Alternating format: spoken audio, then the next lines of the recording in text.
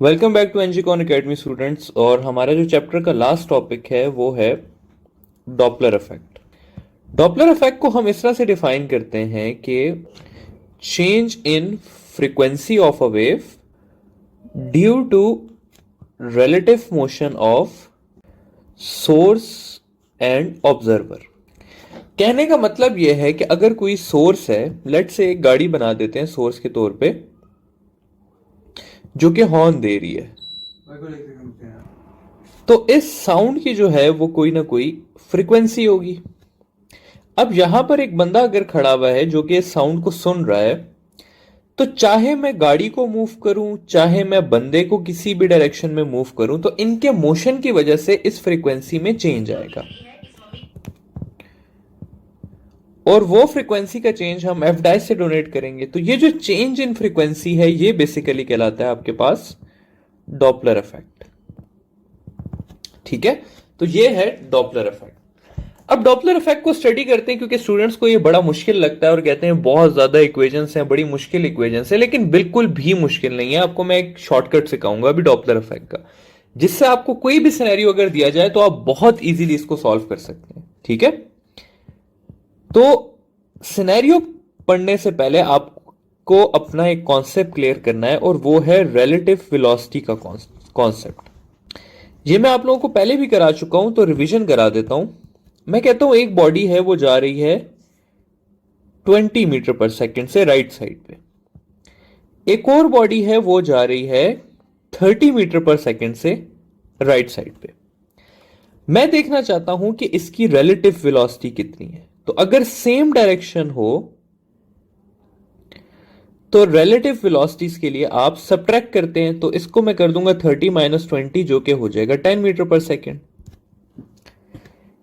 अब इसके मुकाबले में अगर मैं कहूं कि एक बॉडी जो है वो इस तरफ आ रही है 20 मीटर पर सेकेंड से और दूसरी बॉडी इस तरफ आ रही है 30 मीटर पर सेकेंड से, अब क्या होगी इनकी रिलेटिव वेलोसिटी? तो अगर ऑपोजिट डायरेक्शन होगा तो रिलेटिव वेलोसिटीज के लिए आप क्या करेंगे, ऐड करेंगे, तो इसकी रिलेटिव वेलोसिटी हो जाएगी 50 मीटर पर सेकेंड। ठीक है, फिर मैं कहता हूं कि ये इस तरह से ऑपोजिट मूव कर रहे हैं, यानी कि ये इधर 20 मीटर पर सेकेंड से जा रही है और ये इधर जा रही है 30 मीटर पर सेकेंड से।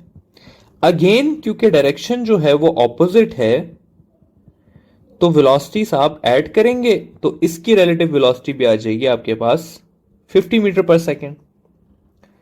फाइनली ये सिनेरियो है कि मैं कहता हूं एक बॉडी रेस्ट पे है, यानी कि ये बॉडी रेस्ट पे है, दूसरी बॉडी इसके पास या तो आ रही है या तो जा रही है 20 मीटर पर सेकेंड से। तो इन दोनों केसेस में रिलेटिव वेलोसिटी जो होगी वो मूविंग बॉडी की हो जाएगी, यानी कि 20 मीटर पर सेकेंड। तो सिंपल कहने का मतलब यह है कि अगर सेम डायरेक्शन में जा रहे हो तो ग्रेटर माइनस स्मॉलर करना है, ऑपोजिट डायरेक्शन में जा रहे हो तो ऐड करना है, और अगर एक बॉडी स्टेशनरी हो तो स्टेशनरी की वेलोसिटी वही हो जाएगी जो मूविंग की वेलोसिटी होगी। अगर आपको सिर्फ इतना सा कॉन्सेप्ट आ जाए ना तो आप सारा डॉपलर इफेक्ट कर सकते हैं। ठीक है, किस तरह से कर सकते हैं? इस तरह से कर सकते हैं कि एक ही फॉर्मूला है आपके पास जिसके ऊपर आपने काम करना है। वो ये है कि आपकी जो न्यू फ्रीक्वेंसी है या जो चेंज फ्रीक्वेंसी है वो इक्वल होती है relative velocity of observer with respect to sound divided by relative velocity of source with respect to sound और whole multiplied by original frequency। या इसको मैं ऐसे भी लिख सकता हूं कि new frequency is equal to relative velocity of observer with respect to sound divided by relative velocity of source with respect to sound into original frequency. ठीक है, तो ये फॉर्मूला है और इसके तहत आप कोई भी सवाल हो वो इजीली सॉल्व कर सकते हैं। आपको किसी फॉर्मूले का रट्टा लगाने की जरूरत नहीं है। ठीक है, कैसे सॉल्व कर सकते हैं? एक बात आपने याद रखनी है, यहां पे मैं रेड से लिख देता हूं कि जो वेव होगी, चाहे वो लाइट होगी चाहे वो साउंड होगी, वो हमेशा ट्रेवल करती है टूवर्ड्स ऑब्जर्वर। ठीक है, अब मैं एक सिनेरियो लेता हूं। मैं कहता हूं मेरे पास एक सोर्स है, ठीक है, वो हॉर्न प्रोड्यूस कर रही है। यहां पर एक बंदा खड़ा हुआ है, बंदा जा रहा है गाड़ी की तरफ, ठीक है, और गाड़ी जा रही है बंदे से दूर। ठीक है, और यहां पर साउंड प्रोड्यूस हो रहा है और साउंड हमेशा जाएगा किस तरफ? Towards observer. तो ये आ गया मेरे पास सिनेरियो के सोर्स जिसकी वेलोसिटी यू एस से लिखी जाती है, ऑब्जर्वर जिसकी वेलोसिटी यू नॉट से लिखी जाती है, और साउंड जिसकी वेलोसिटी वी से लिखी जाती है। तो यहां पर है कि सोर्स और ऑब्जर्वर सेम डायरेक्शन में मूव कर रहे हैं। ठीक है, सोर्स और ऑब्जर्वर सेम डायरेक्शन में मूव कर रहे हैं। तो आप बताएं कि न्यू फ्रीक्वेंसी कितनी होगी। अब सबसे पहले आप ये देखें स्टूडेंट्स कि मैं कहता हूं, फॉर्मूला लिखता हूं कि मैं F dash is equal to relative velocity of observer with respect to sound. अब अगर आप यहां पर देखें तो ऑब्जर्वर आपका आ रहा है इस साइड पे और साउंड आ रहा है इस साइड पे। ठीक है, तो इन दोनों का डायरेक्शन क्या है? ऑपोजिट है। और रिलेटिव वेलोसिटी अगर ऑपोजिट हो तो हम क्या करते हैं? ऐड करते हैं। ठीक है, तो इसकी वेलोसिटी हो जाएगी v plus you not, divided by कर लेते हैं। तो यहां पर जो साउंड है वो जा रहा है इस तरफ, सॉरी, जो सोर्स है वो आपकी जा रही है इस तरफ, और जो साउंड है वो जा रहा है इस तरफ। तो अगेन इन दोनों के डायरेक्शन क्या है? ऑपोजिट है। तो ये दोनों भी क्या होंगे? ऐड होंगे। तो यहां पर मैं लिख दूंगा v plus U S into old F. ठीक है, तो ये एक एग्जाम्पल है जो कि मैंने आपको बताई है कि इस तरह से हो सकती है। और एग्जाम्पल लेते हैं। मैं कहता हूं कि पहला सवाल इस तरह से लिख देते हैं कि a source is approaching towards stationary observer.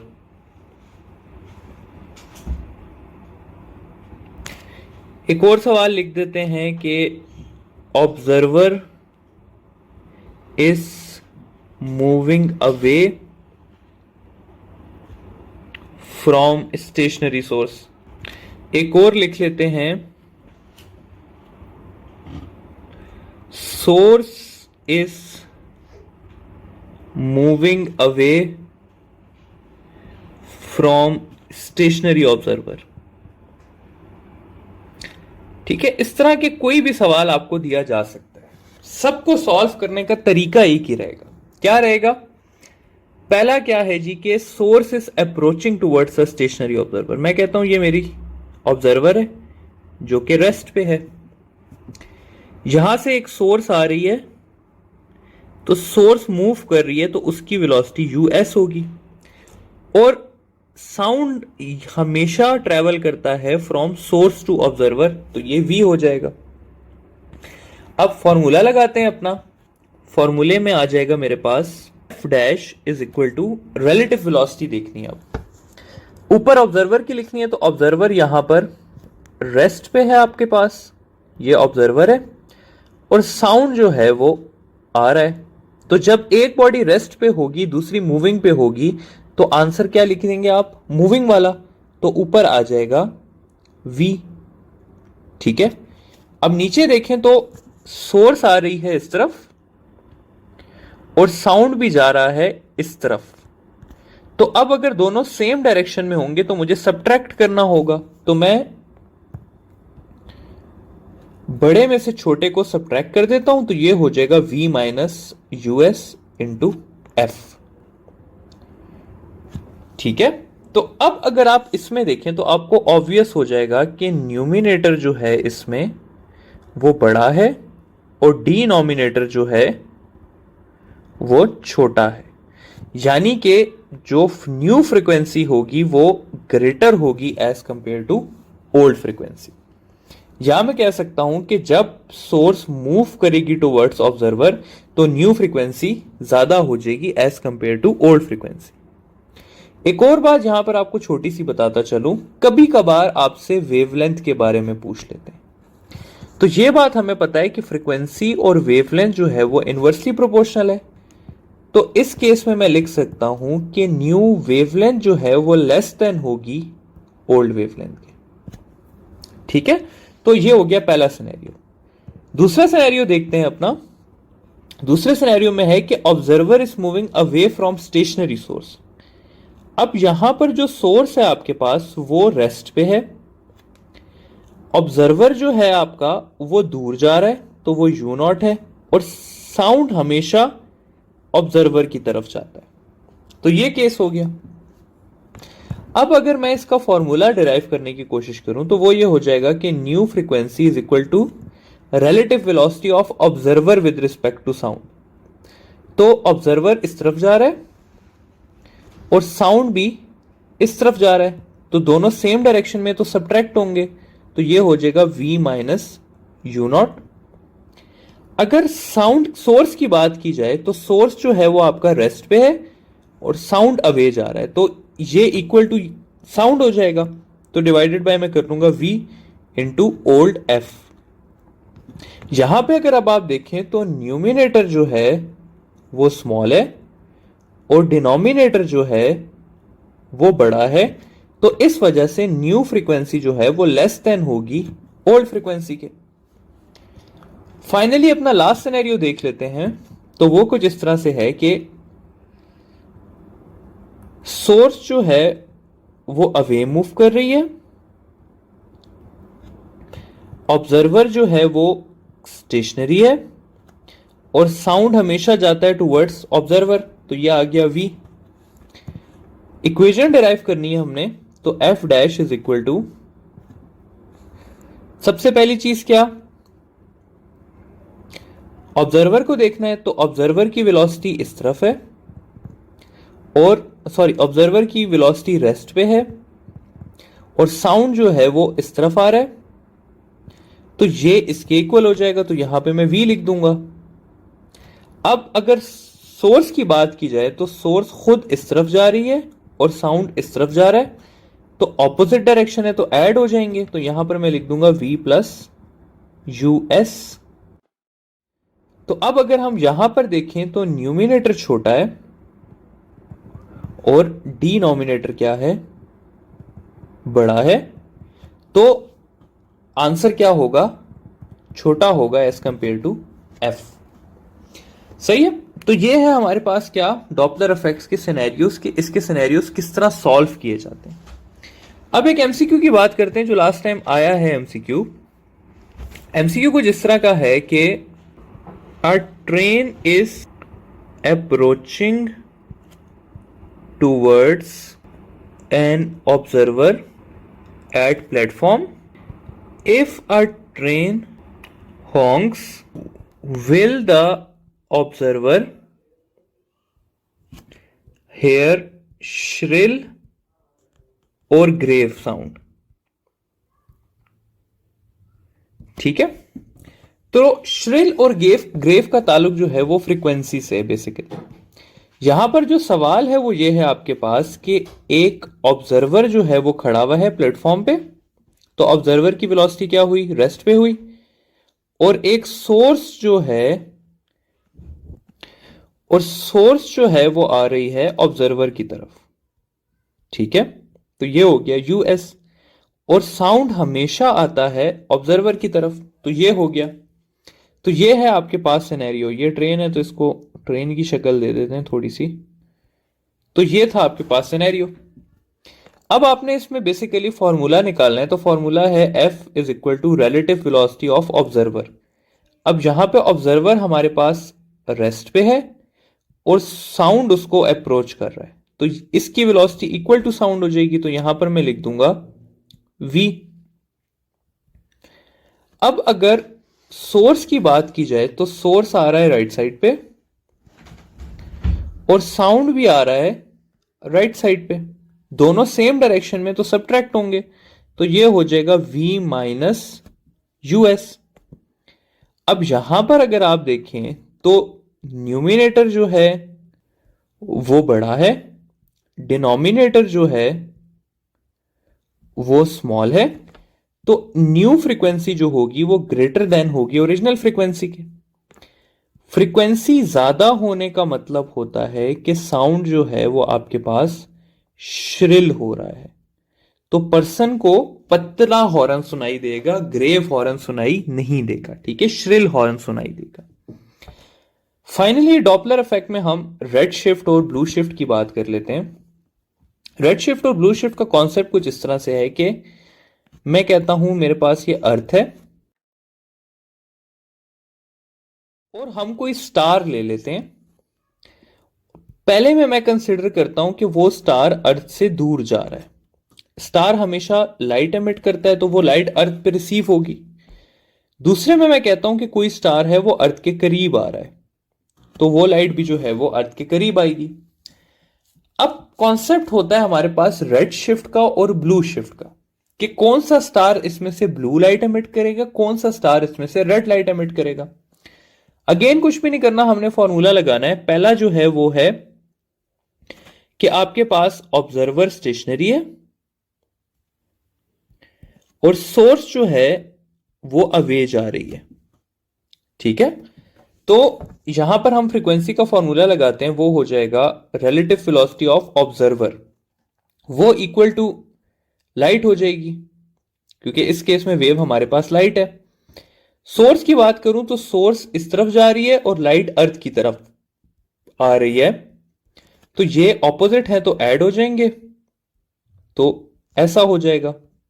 यहां पर यह है कि यहां पर हमारे पास न्यूमिनेटर छोटा है और डिनोमिनेटर बड़ा है, तो जो न्यू फ्रीक्वेंसी होगी वो लेस देन होगी ओल्ड फ्रीक्वेंसी के, और वेवलेंथ जो होगा वो ग्रेटर होगा ओल्ड वेवलेंथ के। तो यहां पर हमारे पास रेड लाइट एमिट होगी, या उसको मैं कहूंगा रेड शिफ्ट, ठीक है। ये मुझसे थोड़ी सी मिस्टेक हो गई थी, इसको काइंडली करेक्ट कर लें। और अगर बात की जाए इस सिनेरियो में तो दोनों सेम डायरेक्शन में है, तो माइनस कर लेंगे तो v माइनस यूएस हो जाएगा। तो यहां पे क्या है कि न्यूमिनेटर जो है वो आपका बड़ा है और डिनोमिनेटर जो है वो छोटा है, तो f जो है वो ग्रेटर हो जाएगा एज कंपेयर टू f। अब फ्रीक्वेंसी और वेवलेंथ क्योंकि इनवर्सली प्रोपोर्शनल होते हैं, तो न्यू वेवलेंथ जो है वो हो जाएगा लेस देन ओल्ड वेवलेंथ, और लाइट आपके पास क्या एमिट होगी, ब्लू, और इस चीज को हम कहते हैं ब्लू शिफ्ट, ठीक है। तो ये है आपके पास क्या, डॉपलर इफेक्ट और फाइनली ब्लू शिफ्ट और रेड शिफ्ट। आपको सिर्फ इतना पता होना चाहिए कि अगर कोई star away from the earth जा रहा होगा तो वो रेड लाइट शो करेगा, और अगर टूवर्ड्स अर्थ आ रहा होगा तो वो ब्लू लाइट शो करेगा। फाइनली एक लास्ट चीज जो कि है एप्लीकेशंस ऑफ डॉपलर इफेक्ट, कि डॉपलर इफेक्ट किस किस चीज में यूज होता है। तो इसके लिए आपने याद रखना है कि सबसे पहले रडार सिस्टम्स में डॉपलर इफेक्ट यूज होता है, सोनार सिस्टम्स में आपके पास डॉपलर इफेक्ट यूज होता है, फिर ये स्टार्स को स्टडी करने में कि स्टार्स अवे जा रहे हैं या टूवर्ड्स आ रहे हैं, इन सारी चीजों में जो है ये आपके पास डॉपलर इफेक्ट यूज होता है। तो आई होप ये आप लोगों को डॉपलर इफेक्ट का टॉपिक समझ आ गया होगा, और यहां पे हमारा चैप्टर एंड होता है।